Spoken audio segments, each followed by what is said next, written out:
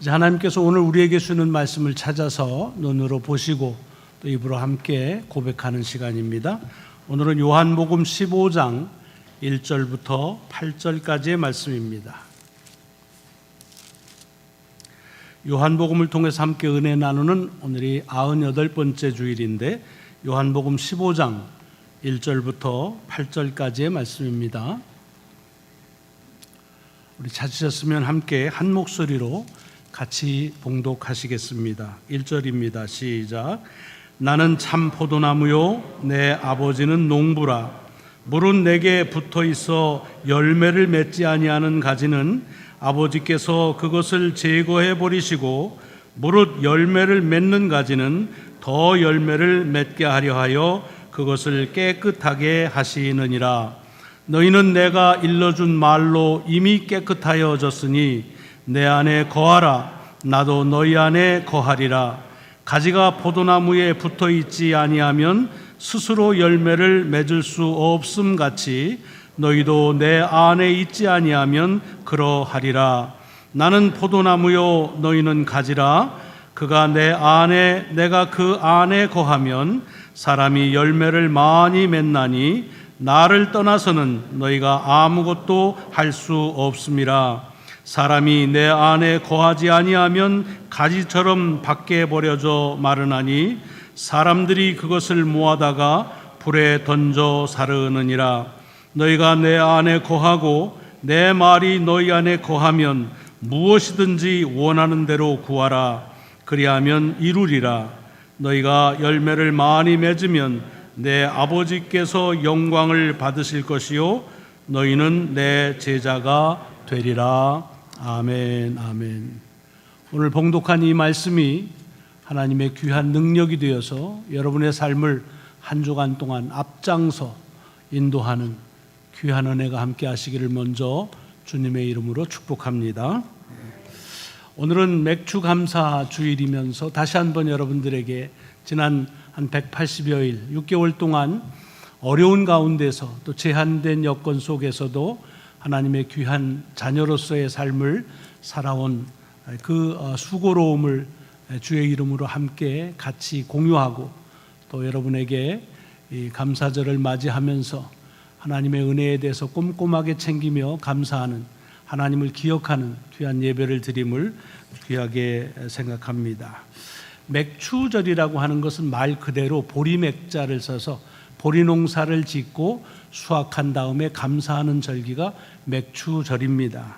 성경에 맥추절에 대한 말씀이 있습니다. 근데 성경에 보면 이스라엘 사람들은 감사절을 2번 지켰습니다.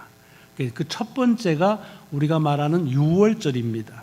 그럼 유월절 하면은 떠오르는 게 이스라엘 역사 속에서 이스라엘 백성들이 애굽에서 종노릇할 때 하나님께서 모세를 통해 그들을 이제 구원하신 구원의 역사를 이루는 절기지요.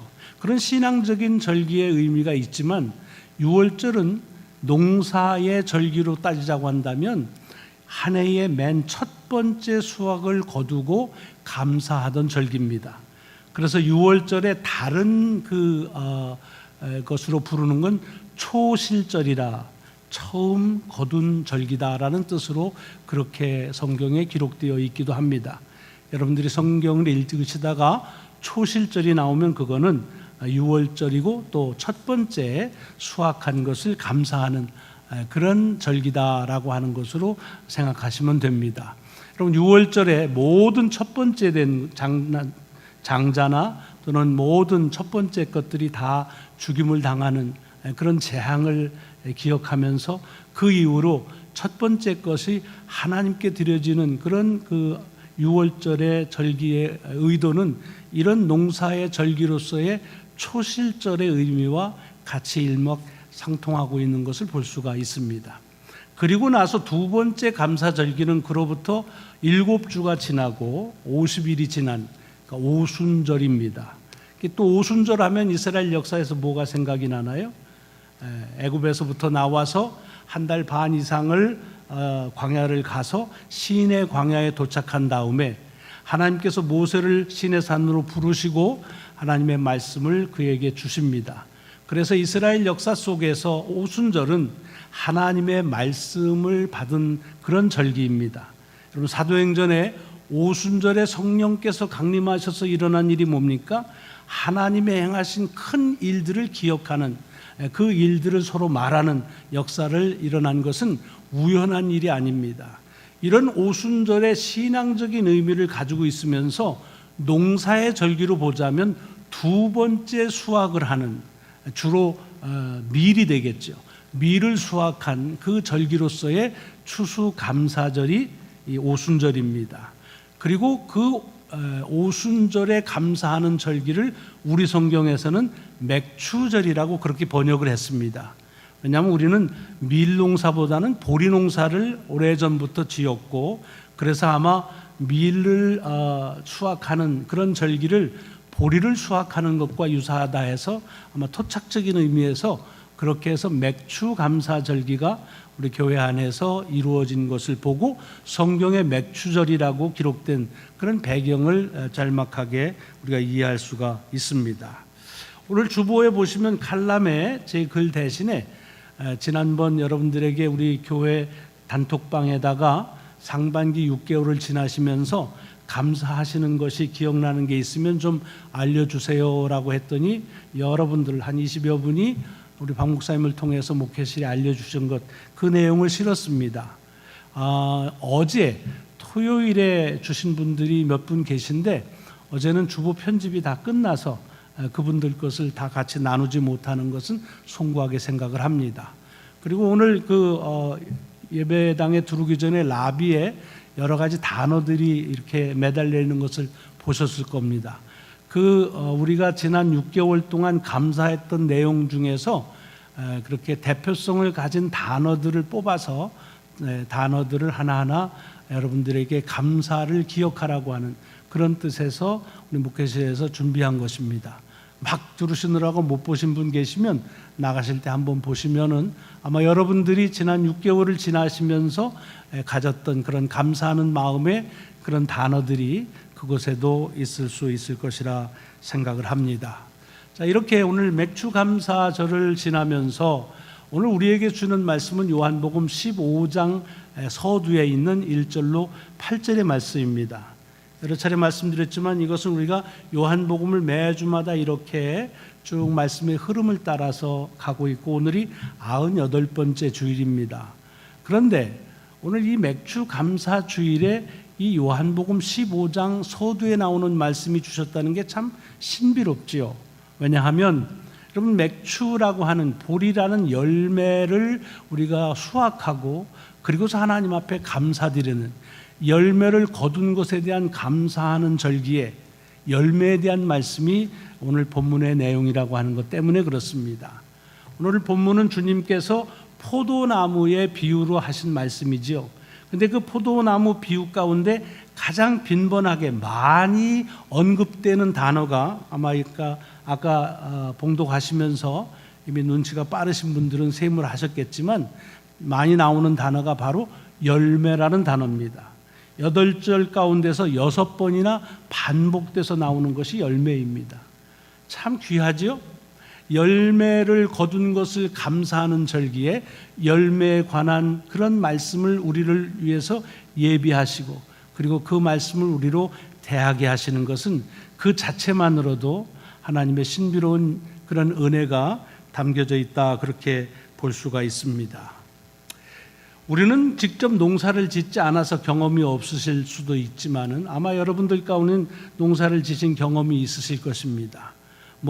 뒤 텃밭에다가 농사를 지는 분도 계신데 무슨 농사를 짓든 그게 고추를 심었든 배추를 심었든 벼를 심었든 뭐가 됐든지 간에 농부에게 있어서의 하나의 심는 목적이 있습니다. 그리고 꿈이 있습니다. 그것이 뭐냐면 수확을 많이 거두겠다는 것입니다. 농사 지면서 이번엔 그냥 장난삼아 해, 그런 사람은 없습니다.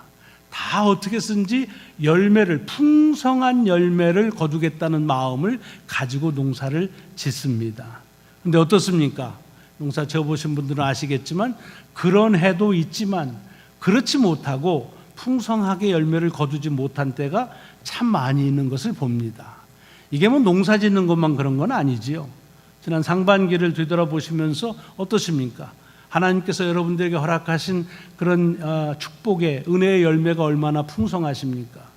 아마 풍성하신 분들도 계시지만 그러나 그렇지 못한 경우도 많이 있습니다.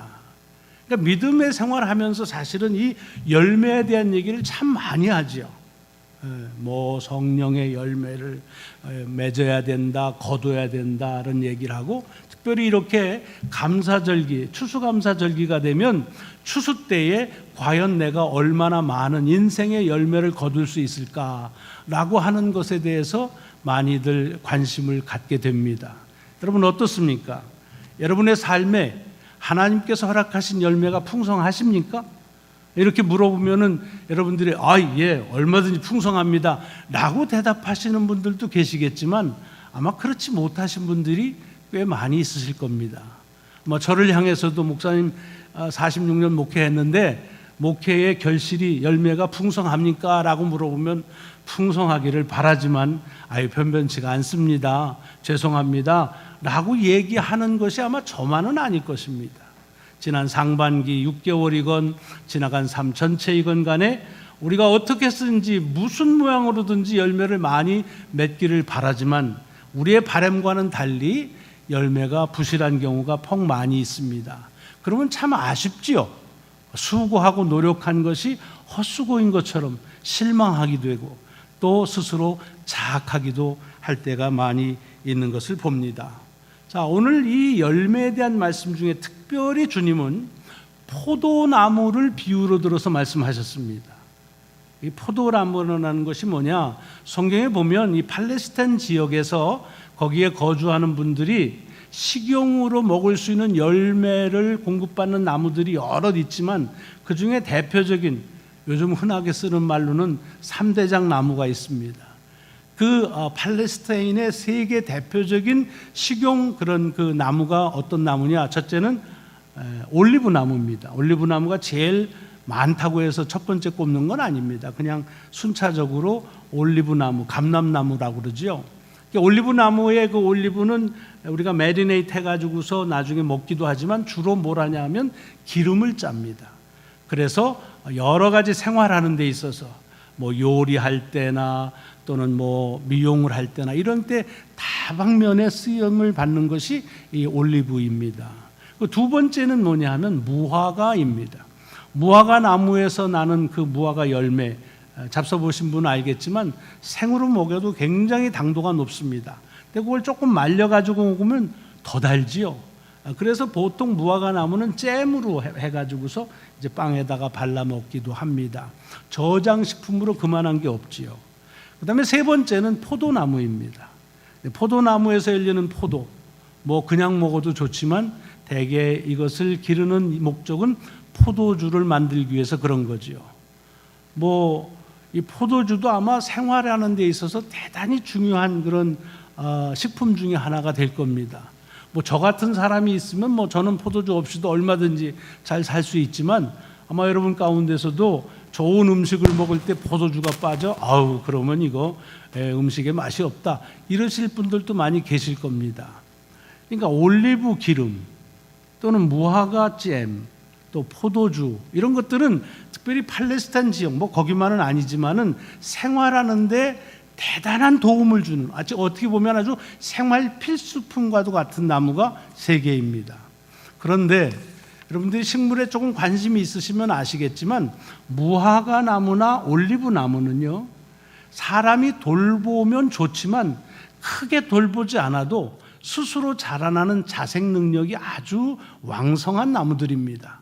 지금도 성지순례 가시면 올리브 나무들은 이런 들산에 많이 있습니다. 그래가지고 거기서 그 올리브 열매들이 맺히는데 굉장히 많이 잘 열립니다. 자생 능력이 아주 좋은 나무들이죠. 근데 거기에 비해서 이 포도나무는 별로 그렇게 자생 능력이 뛰어나지가 않습니다. 포도나무가 원래 그런 건지는 모르지만 아니면 포도주 만드는 게 너무 귀해서 사람들이 너무 잘 돌봐줘서 그런지 모르지만 포도나무에서 좋은 열매, 포도를 맺기 위해서는 사람 손이 굉장히 많이 갑니다. 뭐 그렇다고 제가 포도 농사를 지어본 건 아니에요. 근데 여러 가지 뭐 문헌이나 동영상이나 또는 농사진 분들의 얘기를 들어보면 이 포도는 처음부터 딸 때까지 이 사람의 손길이 굉장히 많이 필요한 그런 나무라고 그럽니다. 그래야 좋은 열매를 딸 수가 있다는 겁니다. 잘 보시면 알지만 포도는 아무데나 심지 않죠. 포도원이라고 잘 경작되어 있는 곳에다가만 심습니다. 그리고 그것도 다른 것들로부터 이렇게 위협을 받지 않도록 울타리를 만들어 쳐주고 망대를 세우고 또 어디 멀리 가가지고서 포도주를 짜면은 또 흠집 날까봐 아예 포도주 틀을 포도밭 가까운 데다가 이렇게 만들어서 그래서 사람의 손이 굉장히 많이 가는 그런 열매가 바로 포도라고 하는 열매입니다. 근데 오늘 본문에 보면 주님께서 이 포도나무를 가지고 하나님과 예수 그리스도와 제자 또는 우리들에 대한 그런 말씀을 하신 거예요. 15장 1절에 시작하면 주님은 주님 스스로 포도나무다라고 말씀하시고 하나님은 그 포도나무를 기르시는 농부다라고 얘기하고 제자들을 가리켜서 그 나무에 붙어있는 가지다라고 얘기를 합니다. 여러분 이 말씀 속에서 우선 이 포도나무를 잘 길러서 그렇게 이제 농사를 짓는 것들 가운데서 먼저 우리가 깨달아야 될 가르침이나 도전이 있습니다. 그게 뭐냐? 만약에 여러분들이 포도원을 지나가다가 포도가 아주 탐스럽게 잘 연그렀다. 주로 그 가지에 열리지요. 그러면 먼저 생각해야 될 것이 뭐냐면 이 포도원을 경작하는 돌보는 농부가 수고를 참 많이 했구나 라고 하는 생각을 가져야 됩니다. 왜냐하면 포도는 자기 스스로 그 열매를 그렇게 잘 있게 할 그런 능력이 없습니다. 그러니까 포도가 가지에 열리긴 하지만 그렇게 잘 가지에 포도가 열렸다는 말은 무슨 뜻이냐 하면 그 나무를 농부가 잘 돌봐주었다라고 하는 것이 전제되는 것입니다. 근데 이것이 나무에 포도에게만 되는 말이 아니라 그 비유를 그대로 우리의 삶에다 적용해도 똑같은 원리입니다. 다시 말하면 내가 살아가면서 여러분 우리 모두가 다 살아가면서 삶에서 어떤 열매를 맺었다라고 한다면 사실 우리는 우리의 수고나 노력으로 얻은 것 같지만 그러나 계시를 따져놓고 보면 우리에게 공급하시는 하나님의 은혜, 하나님의 축복, 하나님의 관여하심이 없이는 우리들이 가질 수 없는 것이 우리가 지금 가지고 있는 열매라고 하는 삶인 것입니다. 그래서 오늘 본문에서 우리에게 첫 번째 주는 교훈이 그것입니다. 만약에 제자들의 삶 또는 우리들의 삶 속에 풍성한 또는 어떤 모양으로든지 열매를 맺었다고 한다면 그것은 가지에 열려 있으니까 자칫 잘못 생각하면 가지가 수고해서 얻어진 결과물이라고 생각하는데 그건 오해다 하는 게 그 포도나무를 잘 돌보는 농부가 있고 그 포도나무에 이제 접촉되어 있는 그 나무의 가지에 열렸을 뿐이다. 그래서 이제 우리 맥주 감사절을 지내서 우리에게 주는 첫 번째 교훈이 그것입니다. 지난 상반기를 지나면서 우리 속에서 어떤 모양으로든지 열매가 있었다고 한다면 그것은 전적으로 우리의 삶을 돌보시는 하나님 아버지의 은혜의 결과라고 하는 사실을 가지고 하나님께 감사해야 되는 이유가 거기에 있는 것입니다. 두 번째는 오늘 이 가지에 포도가 열리는 것 사실이죠. 그러나 우리가 볼 때에는 가지에 포도가 열리니까 사실은 가지가 그 열매를 맺히는 것 같지만 사실은 가지는 열매를 맺는데 그리 할 일이 없습니다. 할 일이 있다고 한다면 딱 하나입니다. 나무에 연결되어 있기만 하면 됩니다. 그러면 그 나무로부터 열매를 맺는 데 필요한 모든 것들이 공급되어져서 그래서 열매를 가지에 맺지만 그러나 그렇게 맺어지는 열매는 가지의 능력 때문이 아니라고 하는 것입니다. 그러니까 가지에 열매가 맺는 것은 능력의 문제로 보면 안 된다는 거예요. 그것은 뭐의 문제냐? 소통의 문제, 연결의 문제라는 것입니다. 가지가 나무에 연결되어 있고 소통이 되면 그러면 열매를 맺게 돼 있고, 붙어 있긴 하지만 소통되지 아니하면 열매를 맺을 수가 없다는 얘기입니다. 그 말 가운데에는 가지가 열매를 맺기는 하지만 그 가지에 달린 열매에 대해서 가지는 아무런 권한이 없다는 것입니다. 특별히 가지의 능력과는 상관이 없다는 것입니다. 여러분, 이것이 오늘 우리들이 맥주절을 맞이하면서 주님께서 우리에게 주는 두 번째 도전입니다. 왜냐? 우리는 삶을 살아가면서 지난 6개월 동안에도 많은 열매를 거뒀을 것이라고 생각합니다. 그럼 그것이 어떻게 내게 주어졌느냐고 볼 때 가장 먼저 떠오르는 것이 뭡니까? 내 능력, 내 수고, 내 노력의 결과라고 하는 생각을 갖기가 쉽습니다. 그러나 사실 따져놓고 보면 그 우리가 가지고 있는 열매를, 그것을 얻으려고 노력하지 않은 사람이 누가 있을까요? 수고하지 않은 사람이 누가 있을까요? 우리만한 능력이 없는 사람은 또 어디에 있겠습니까? 근데 어떤 이에게는 주어지고 어떤 이에게는 주어지지 않는다는 것입니다. 만약에 여러분이 어떤 열매를 맺고 싶은데 아직 못 맺었다면 능력의 부족 때문이라고 생각이 드는데 그렇지가 않습니다. 그렇기 때문에 자꾸 우리는 우리에게 주어지는 그런 열매 때문에 삶의 열매를 계산하다가 많이 맺힌 것처럼 생각하면 교만해지고, 그리고 많이 맺히지 못했다고 생각하면 스스로 자학하는 경우가 많습니다. 이런 우리들에게 두 번째 주시는 도전이 그것입니다. 우리의 삶에 맺혀지는 열매는 그것이 무엇이든지 우리의 능력의 결실이 아니라고 하는 말입니다. 그것은 하나님의 은혜의 결실이라고 하는 것입니다. 열매는 능력의 문제가 아니라 소통의 문제라고 하시는 주의 말씀을 다시 한번 귀담아 들을 필요가 오늘 본문 속에 담겨져 있다는 것입니다. 그리고 마지막 또 한 가지는 뭐냐? 여러분, 가지가 이렇게 열매를 탐스럽게, 포도를 보시면 알죠? 가지마다 이렇게 송이송이 잘 연그렇습니다. 그러나 가지에 열매가 맺혀졌어도 사실은 그 가지는, 그 맺혀진 열매가 자기 가지를 위해서 맺힌 것이 아닙니다. 다시 말하면 가지에 맺힌 열매는 가지 몫이 아니라고 하는 것입니다. 만약에 그런 일은 없지만 한번 생각을 해보는 거예요. 그렇게 그냥 가설적으로 이런 경우가 생기면 어떨지 모르겠어요. 가지가 보니까 뭐 탐스러운 포도가 잘 열렸어요. 남주기가 아까워요. 내가 이거 어떻게 해서 얻은 건데, 그래서 그냥 그 포도를 가지가 계속해서 붙잡고 있다고 가정을 해봅시다. 가정을. 그럼 어떤 일이 일어날까요? 시간이 지나면 그만 그 포도는 가지에서 말라서, 그래서 잘려지거나 버려질 뿐입니다. 가지에 있는 포도만 잘려지는 것이 아니라 가지 자체가 버려지는 경우를 우리는 쉽게 연상할 수가 있습니다.